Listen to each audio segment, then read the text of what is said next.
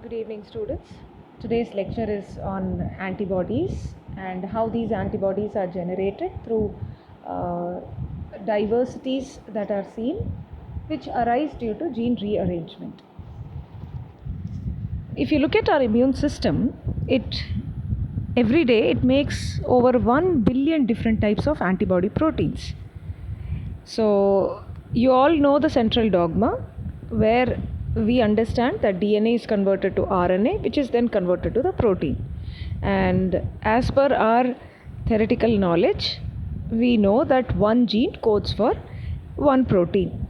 Later on, this hypothesis, this particular statement was further revised, where it said one gene codes for one polypeptide, one peptide, right? So even in that case, if we assume that each gene codes for a particular peptide or a protein, when you say the immune system makes over 1 billion different antibody proteins, that means our entire immune system or the genes which code for just the antibodies, there should be more than 1 billion different types of genes coding only for antibodies. Other than that, there will be other genes coding for other proteins, right? That is what we will assume. But after human genome sequencing, we know that there are even less than 30,000 genes present. We have understood that when we spoke about human genome in genetic engineering, right? So what is actually happening? How is it that our body is able to produce so many different types of antibodies just with a single antibody protein? So that concept we will understand when we go through the entire B lymphocyte development process. We have already seen this. We have the hematopoietic stem cell, which further enters into differentiation and becomes a lymphoid cell, from where a pro-B cell is formed. Pro-B cell then further gets converted to pre-B cell. Pre-B cell then forms the immature B cell, which then gets converted to mature B cell. And all this is an antigen independent process which is happening in the bone marrow, right? And from pre-B cell is where you have a pre-B cell receptor formed on its surface, which contains a mu type of heavy chain along with surrogate light chain. And later on in the immature B cell, you have the membrane bound IgM alone being expressed, and the mature B cells will express membrane bound IgM and membrane bound IgD. This is what is happening. And the second part of maturation takes place, which we call it as the antigen dependent phase, which is happening in the peripheral lymphoid organ or the secondary lymphoid organ, where the mature B cell, it will get activated on encountering an antigen. These activated B cells will then undergo differentiation to produce the effector cells and the memory cells. And these plasma cells or the effector cells are the ones which are going to secrete antibodies of different types. And during this process, there is another important process happening which is called as class switching, wherein different types of antibodies, different classes of antibody. We have studied the antibody structure, antibody types based on the type of heavy chain present. You have the 5 different varieties, 5 different classes. So that will depend on what kind of cytokines are present. Depending on the type of cytokine which is acting on the differentiated effector cell, class switching will happen and different types of antibodies will be produced. This is the general understanding we have. So we have the germline and the somatic variation theory, which was initially proposed to explain the concept of so many antibodies being produced, but so many genes not being present in the body. So according to this germline theory, it stated that each antibody has its own gene. There is nothing special about it. Hence, according to this theory, we will require billions of genes just to account for the number of antibodies produced in the body. Later on, this theory was proven wrong And another new theory was proposed, which was called as somatic variation theory. According to somatic variation theory, it said that there might be certain mutations and recombination which might create large number of genes for the antibody formation. Right? Now this was a new concept wherein we understood that there is some kind of targeted or site specific mutation happening or recombination of the DNA is happening at a specific site. But this was not proven yet. This was only a theory. Was it possible? Can this kind of targeted site specific recombination or mutation possible in a particular gene?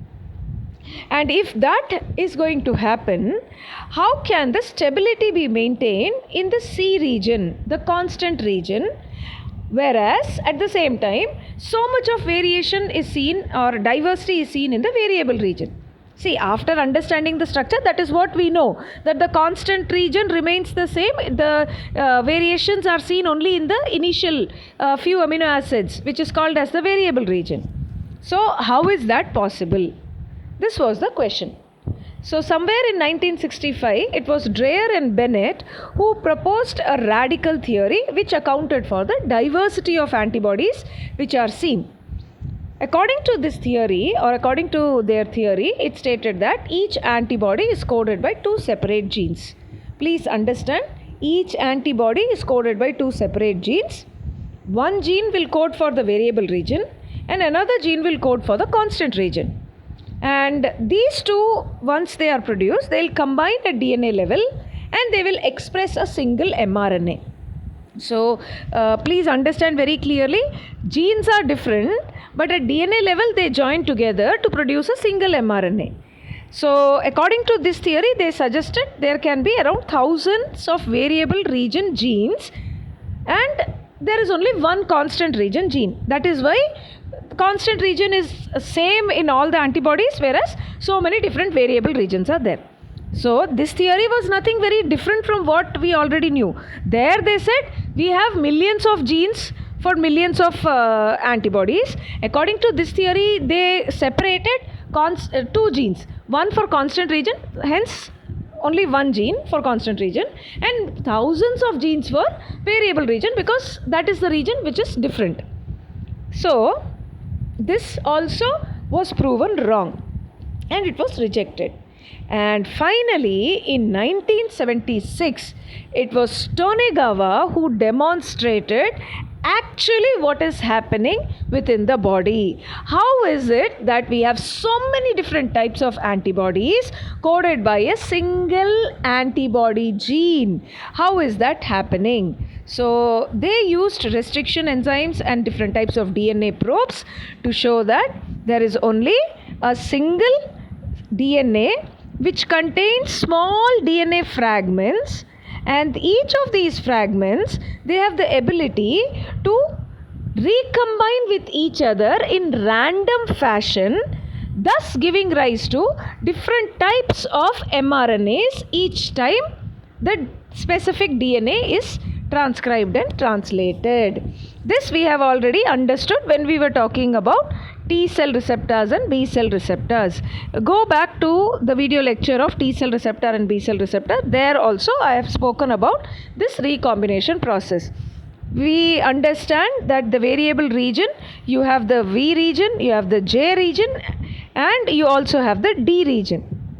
Right? So within these V region, J region and D region, when the small fragments randomly, when they recombine with each other through crossing over, that gives rise to various types of gene sequences which will transcribe and translate into different protein. So gene is same, but every time there is a random recombination process taking place, and rearrangement of the gene segments within the same gene during every cycle of replication will lead to formation of different types of antibodies.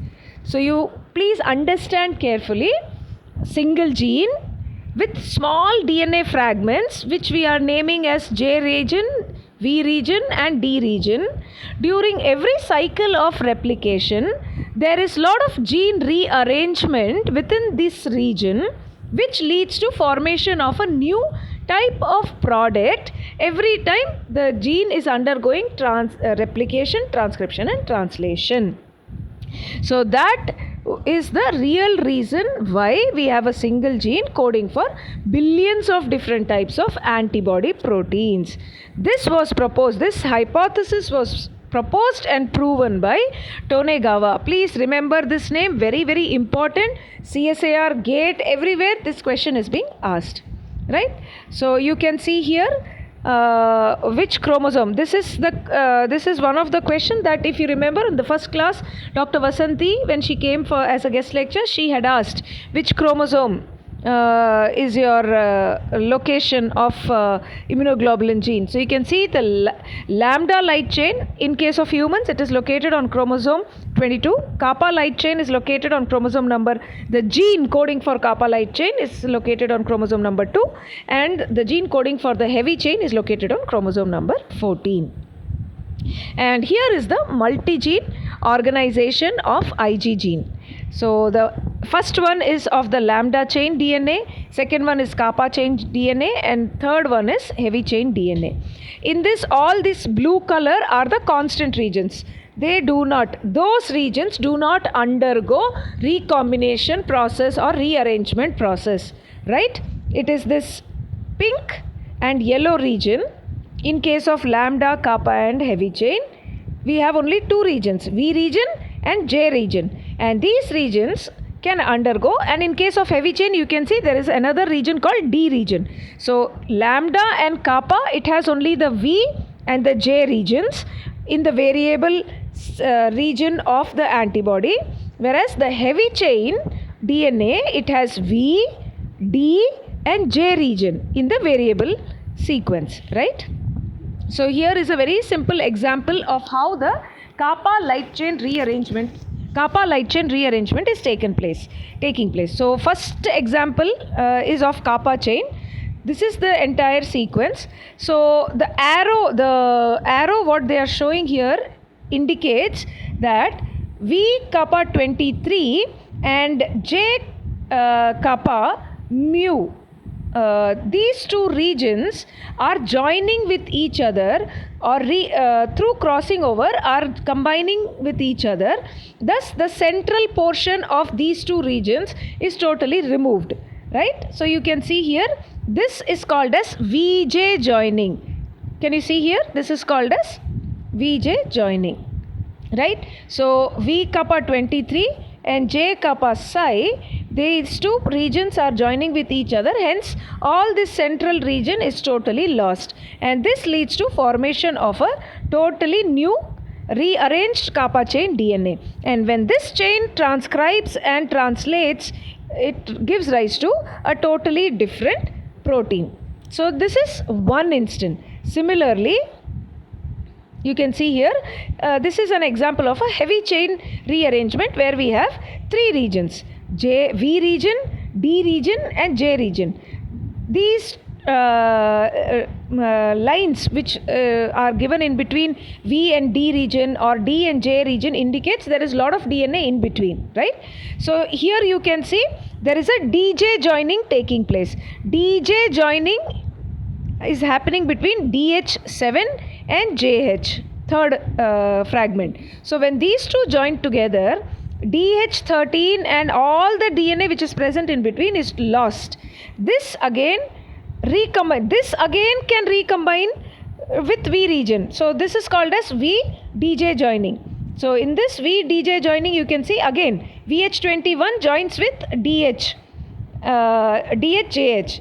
That leads to formation of a totally rearranged heavy chain DNA. And when this heavy chain DNA, again when it transcribes and translates, it gives rise to a totally new protein. So this is how the same gene, during every DNA replication process, there is gene rearrangement taking place, leading to formation of a new sequence which transcribes and translates into a new protein.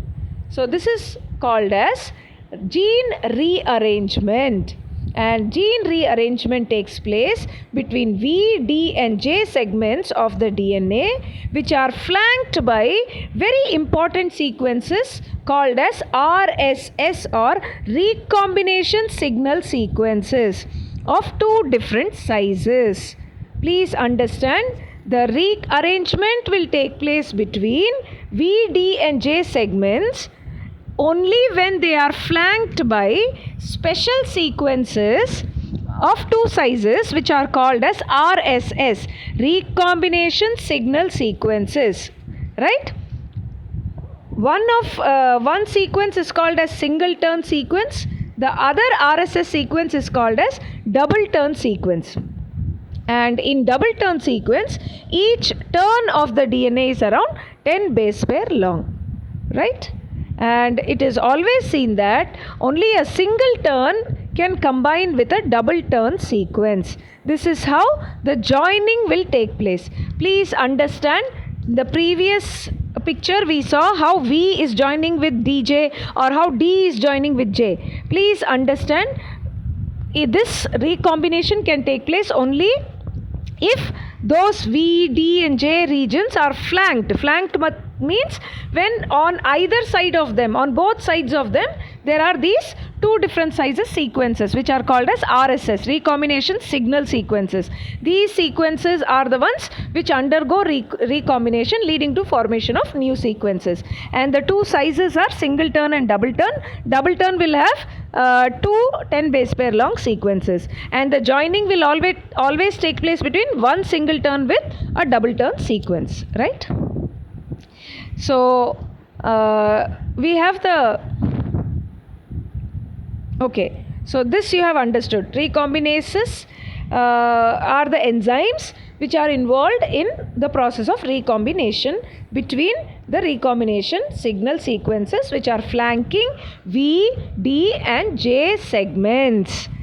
The name of the enzyme is recombinases, right? Now let us see the mechanism. There are two different mechanisms. To understand the mechanism, we need to understand what are P nucleotides and N nucleotides.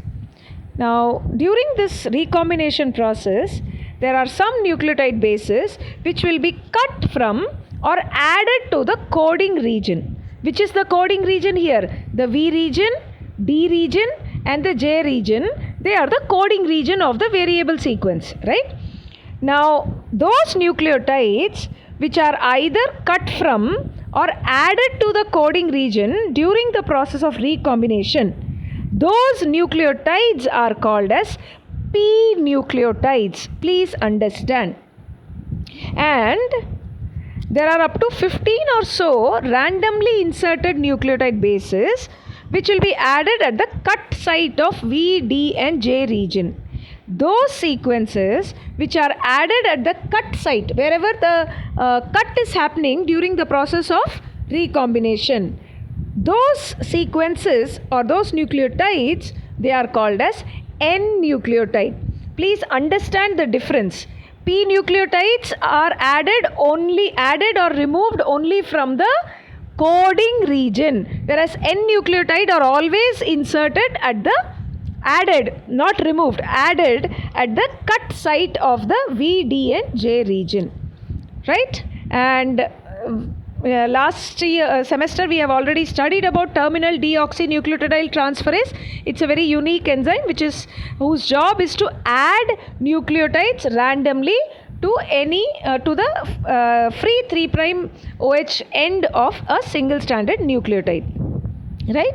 Now, since the addition of these P nucleotide or N nucleotide is a very random process, it is carried out by terminal deoxynucleotidyl transferase, right?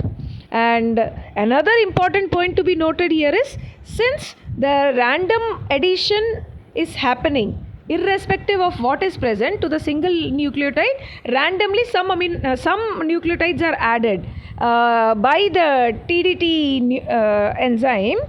The amino acid sequence which will be generated is also going to be very random. This is how so many variations of the antibodies are being produced in the body by a single antibody gene sequence, I hope you have understood this concept. Here is a single example of how N nucleotide addition at the joining segment is happening. You can see here, this is an N nucleotide addition.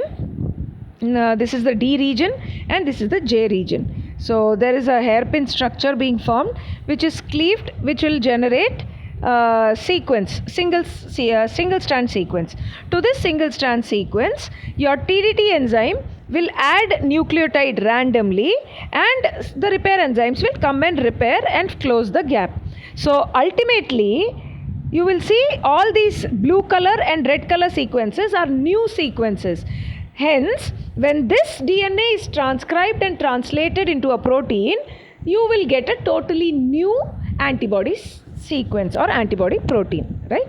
So this is how so many variations are being found. So you can see here a simple example. So many different variations can be generated. They have shown only 5 variations here. You can further think of more variations within V and J region, and you will see in the diagram both the V and the J region are flanked by RSS, recombination signal sequences, right? So this is how the crossing over will take place. These are further examples. So I want you to go through all these examples, and here are the 7 different means of generating antibody diversity. Multiple germline gene segments, combinatorial VDJ joining like this. These are the various combinatorial forms, right? And then junctional flexibility, that also is shown in that diagram. P region nucleotide addition, N nucleotide addition, somatic hypermutation, or combinatorial association of light and heavy chain. So overall, if you see, there is always a recombination leading to rearrangement of gene sequence within the variable region of the antibody gene. That is what leads to formation of so many different types of antibodies within the body without the presence of so many genes coding for those proteins. So this table will give you the diversity calculation, how many types of V region, D region or J regions are present, and what is the total diversity that is achieved. So after this, I have given what combinations are possible. 8,262 possible heavy chain combination, 320 light chain combination, overall 2 million combination, and P and N nucleotide addition and subtraction, you can multiply this by 10 power 4. So overall you will see possible combinations of 10 power 10, almost billion, right? So after this is class switching. We have already studied how the class switching is happening. So please go through the class switching, and then how the secretion of, this is for your general information. We have understood that immunoglobulins are of 2 types. They are membrane bound and they can also be secreted. Membrane bound are MIG, and secreted are the antibodies which are produced by the plasma cells which go and fight against the antigen. So how is that secretion taking place? You can see. And this is a very important 2-mark question, difference between membrane bound and the secreted antibodies. So you can see here, right? So after this is the same thing, how the regulation is taking place. This is extra information. So with that we complete gene rearrangement leading to diversity in the formation of antibodies. Thank you.